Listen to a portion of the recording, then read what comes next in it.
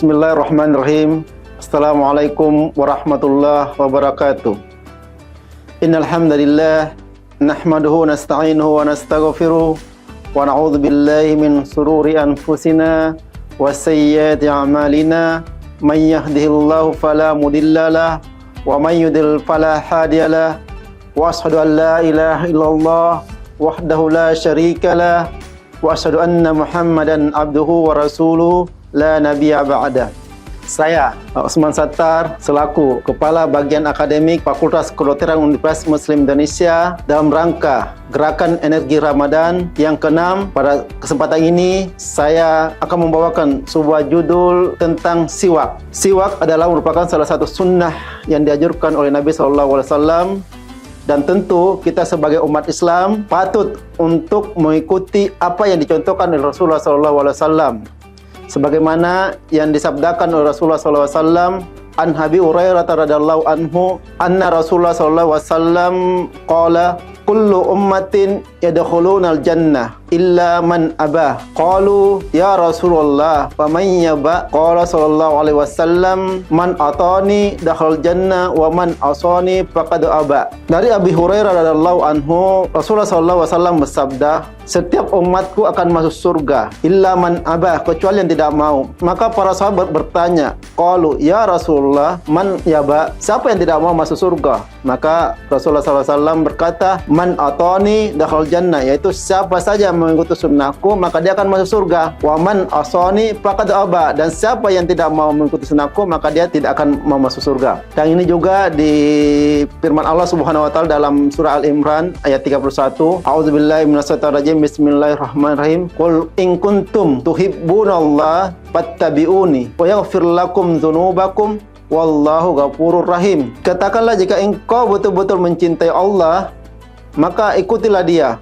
Wa yuhibbukumullah, dan Allah mencintai kalian. Wa yaghfir lakum dzunubakum, dan Allah itu Maha Pengampun.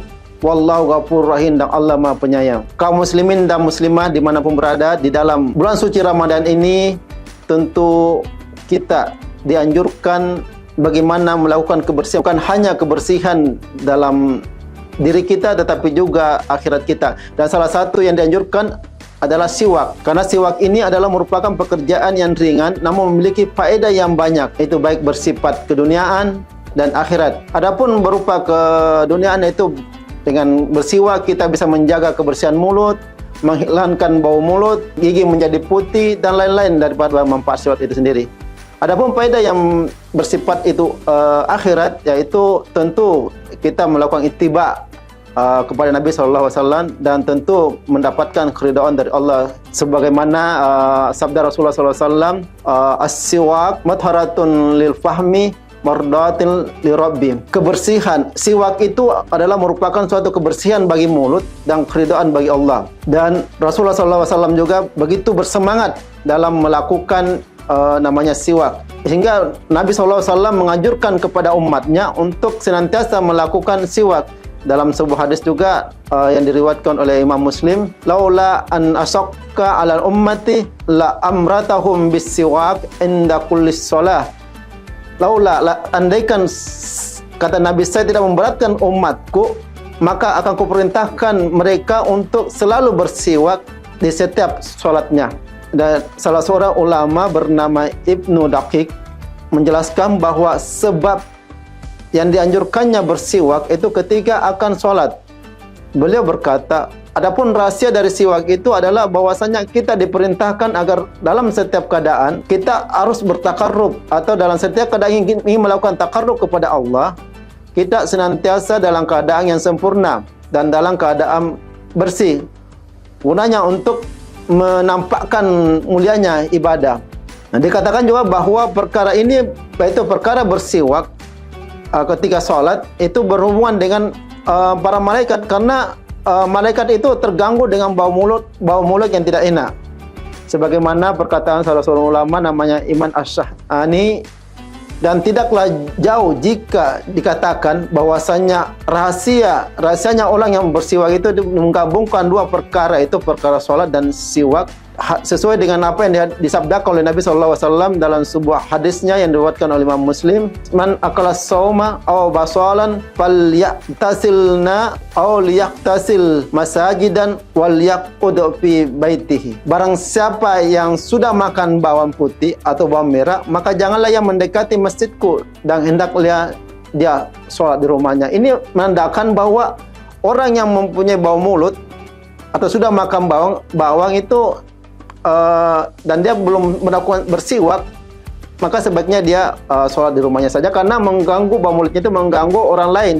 Nah, tidak hanya bersiwak, ketika kita akan sholat saja, bahkan beliau juga bersiwak dalam berbagai keadaan. Di antaranya ketika dia masuk ke dalam rumah, yang diriwayat dalam sebuah hadisnya yang diriwayatkan oleh Surai'ah ibnu Hani. Dari Surai'ah ibnu Hani, Nabi SAW bertanya kepada Aisyah, apa kebiasaan Nabi SAW ketika masuk rumah? Maka Aisyah menjawab, kebiasaan Nabi itu siwak ketika masuk rumah atau ketika Nabi bangun malam. Di dalam sebuah hadisnya juga diriwayatkan oleh Hudzaifah ibnul Yaman, kana Rasulullah SAW idza qama min laili susufahu bisiwak.